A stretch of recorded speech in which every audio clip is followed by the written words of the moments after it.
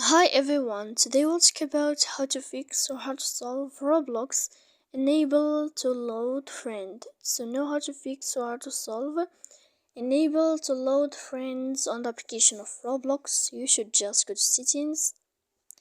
Then in this page you will enter to apps, default apps, app settings. After that in this list you will search about this window of Roblox and you will click.